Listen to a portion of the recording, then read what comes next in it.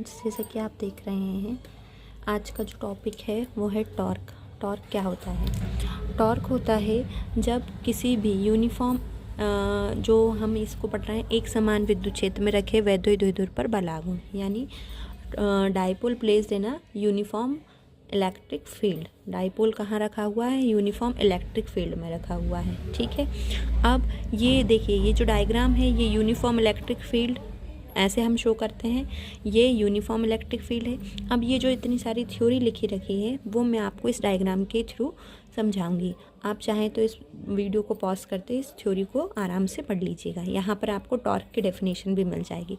देखिए, plus Q charge पर force कहाँ लगता है? In the direction of electric field, और माइनस पर कहाँ लगता है? In the direction opposite direction of electric field. तो इस पर अगर हम देखें तो नेट चार्ज क्या हो जाएगा? ज़ीरो, यानी जो एफ नेट फोर्स होता है, नेट फोर्स क्या हो जाएगा? ज़ीरो। कैसे?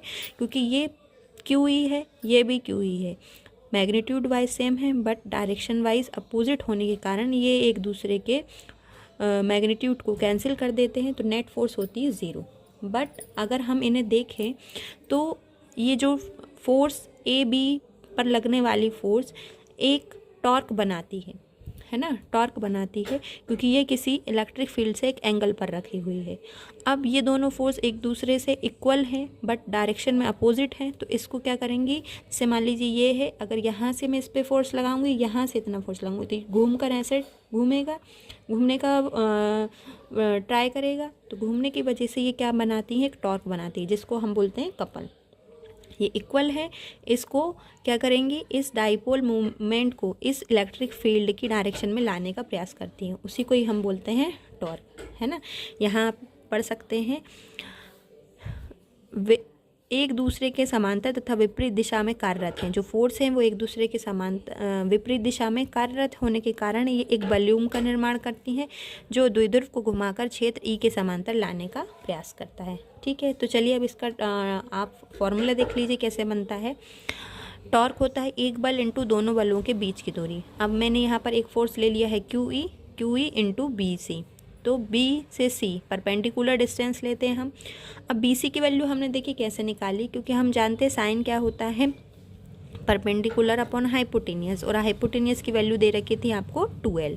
ठीक है, तो यहाँ से BC की वैल्यू निकल जाएगी 2L साइन थीटा। यहाँ मैं और अच्छे से क्लियर लिख देती हूँ, विजिबल नहीं हो रहा है, 2L साइन थीटा। तो वही मैंने डायरेक्ट BC की वैल्यू लिख दी 2L साइन थीटा, और जो 2L ये क्या बन जाता है? P, electric dipole moment. अगर इसकी वेक्टर फॉर्म लिखना चाहें तो ये तो हुआ आपके 12th के हिसाब से। अब लेकिन यही टॉपिक किस में पूछा जाता है? ये जो कंडीशंस है ये पूछी जाती हैं टेट एग्ज़ाम में, और आपका जो वर्ग 1 का क्वालिफाइंग एग्ज़ाम होना है वो उसमें से एक ना एक ये मान लीजिए आ ही सकता है। तो पहला होता है थीटा इक्वल्स टू 0, यानी इन दोनों ई और इलेक्ट्रिक डाइपोल मूवमेंट के बीच में बनने वाला एंगल क्या हो? 0 हो। तो टॉर्क क्या हो जाएगा आपका? 0, क्योंकि साइन 0 की वैल्यू 0 होती है। अब ये कैसा होगा? जो आपका डाइपोल है वो कैसा होगा? स्थायी संतुलन में होगा। ठीक है, फिर नेक्स्ट कंडीशन आती है थीटा इक्वल्स टू 90, साइन 90 की वैल्यू 1, तो टॉर्क क्या होगा आपका? मैक्सिमम। ठीक है, ये अधिकतम टॉर्क लगता है यहाँ पर। और अगर थीटा 180 यानी टॉर्क होगा आपका माइनस के पी, क्योंकि 180 की वैल्यू -1, ये होता है अस्थायी संतुलन में।